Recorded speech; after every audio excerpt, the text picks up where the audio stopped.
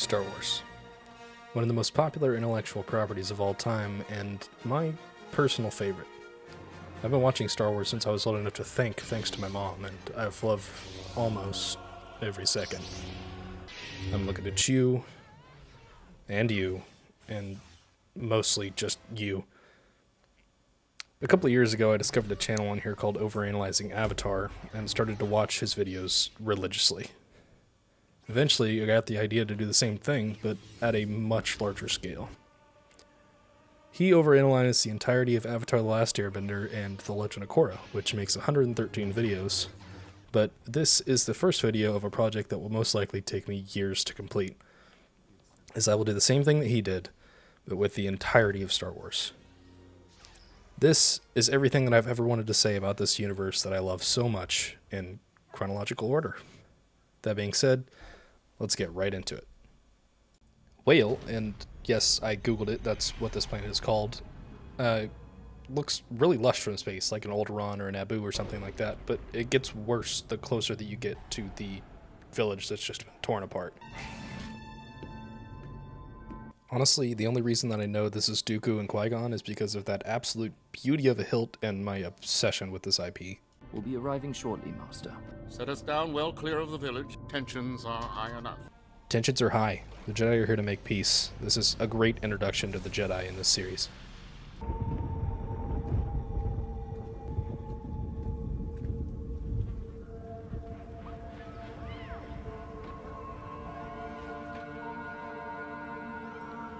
The environment around this town almost looks like it was burned down at some point recently. There's no leaves on any trees, and it's just generally really smoky. Makes you wonder what exactly the Senator was doing to these people.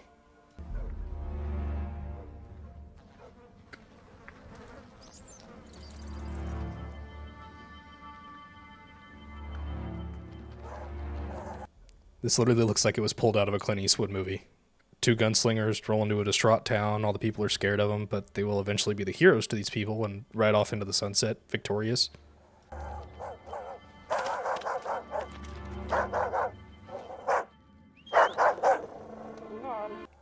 Good God, even the dog looks malnourished.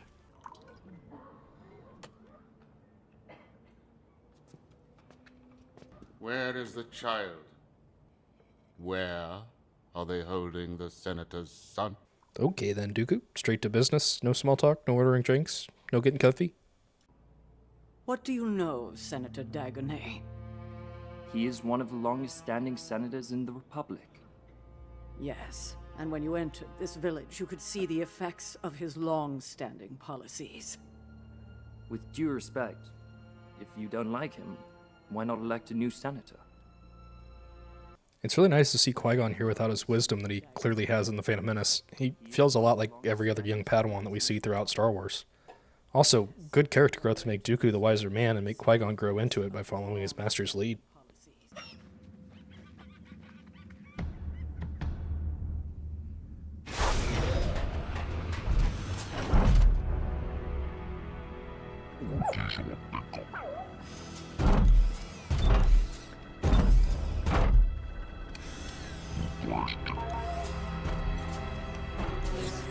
After watching the final season of the Clone Wars, it's safe to say that I would be absolutely terrified of this droid.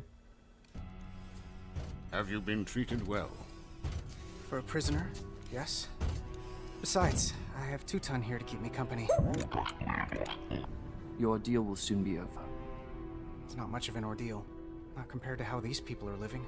And you were not aware of these conditions? I rarely leave the capital. When I do, I spend time off-world on Coruscant, not here. How could my father allow this to happen to his people? You don't blame them for abducting you. What choice do they have? It's a very interesting dynamic that they went with here for the Senator's son. You'd fully expect him to be absolutely pissed off at the people who literally kidnapped him, and that's how it would go in almost every other form of kids' media. But he fully understands what these people are going through and doesn't blame them at all. That's just good writing. The Senator, he's here, and he's brought soldiers. Why does this random kidnapper bob his head so much while he's reading this line? You have deceived us, Master Jedi. No, our coming here was not known to the Senator. Wait, not yet.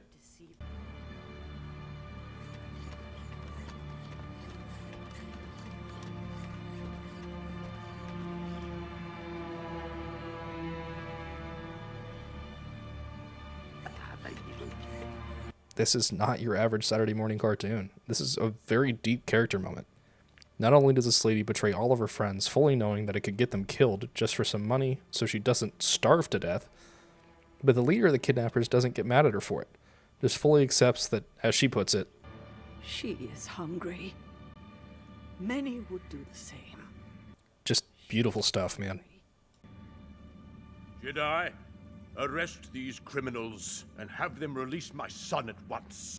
I'm not sure if anybody else feels this way, but the Senator's guards' hats kind of remind me of conquistador helmets, and I'm not sure if that's intentional, but it is still a cool detail if it is. Is not yet complete, Senator. Investigation. They abducted my son. I demand his release. Oh shit.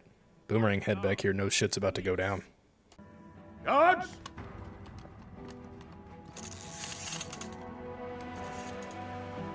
Is this sound that all the blasters make Star Wars' version of a safety click? If so, add it to the list of Star Wars making normal stuff sound cool, please. Put it behind Vader's breathing being a scuba mask, but probably before Chewie's growls being a mixture of like 5 different animals.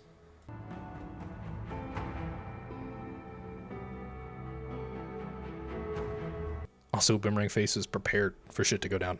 Step aside, Jedi. We cannot. You serve the Senate. No. We serve the people of this republic. He's right. There it is.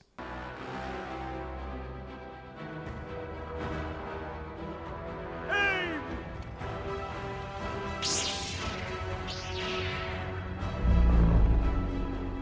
Stand down. I will not. Dooku's Makashi lightsaber stance, where he holds his blade at his center line, is probably my favorite lightsaber stance of all time. I mean, it's right up there with Obi-Wan's Suresu stance and Hallway Vader just aura farming.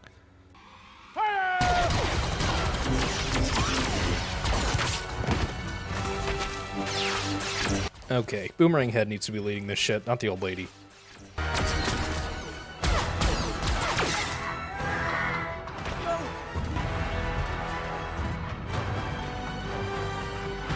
Cutting to the Senator's son here is also really interesting. Seeing the destruction from his point of view, I think, pushes him over the edge to the side of the villagers here.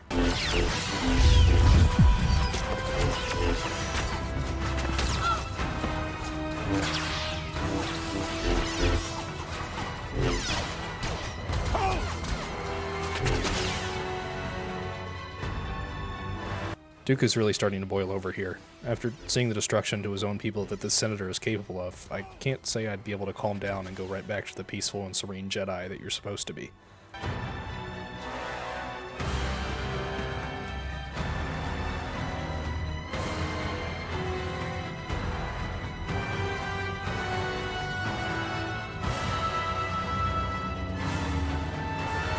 Ooh.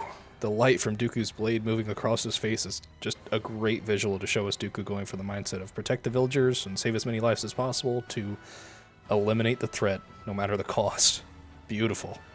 I will destroy this town and make an example of it, and many others. None shall defy me, not even you, Master Jedi.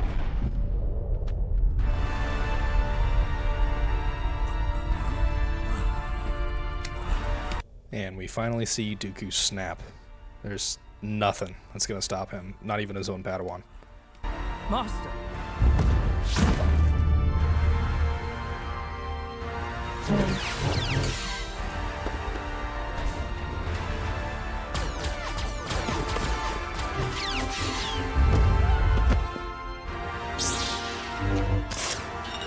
Go! Save your father.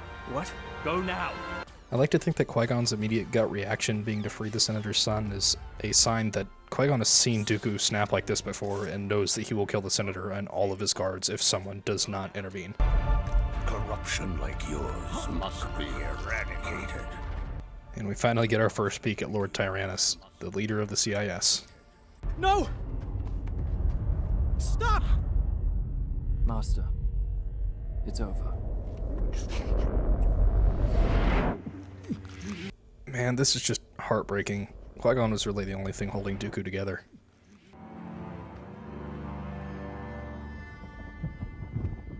Boomerang Face got hurt? I changed my mind. Kill them all.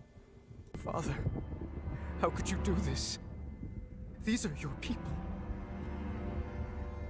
Our people.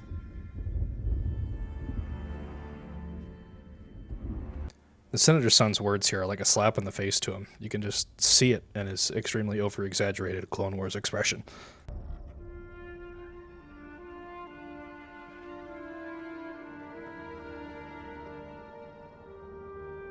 I will not allow your suffering to continue. I promise.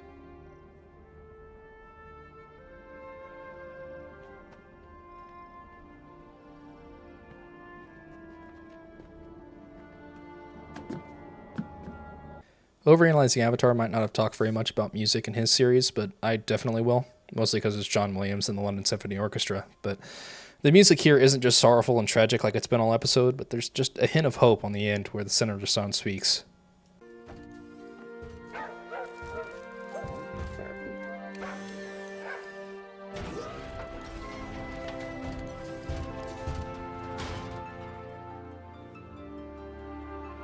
Hell yeah. Boomerang Face getting fixed up. He's going to be leading the local militia / Senator Offspring kidnapping team of this village again in no time. I wonder if any meaningful change will come of this. Is that why you took action into your own hands? Your actions saved many lives today. Just thinking in the moment, Master. Well then, you're a much wiser man than I, Qui-Gon Jinn. Thanks to your teachings.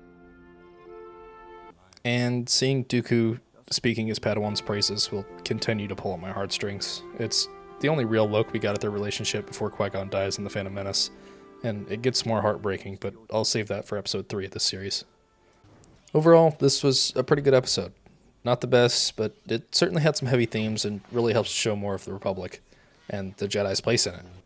It gives a lot more depth to our main characters and their motivations. Dooku was seeing the problems of the Order and the Republic firsthand every time he got sent out on a mission. It makes sense why he would create the CIS, and not just to do his eventual master's bidding, but because he actually cared about these systems and saw the corruption at the Republic's fault.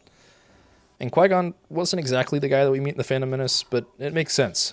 He's still a Padawan here and has a pretty good amount of learning to do.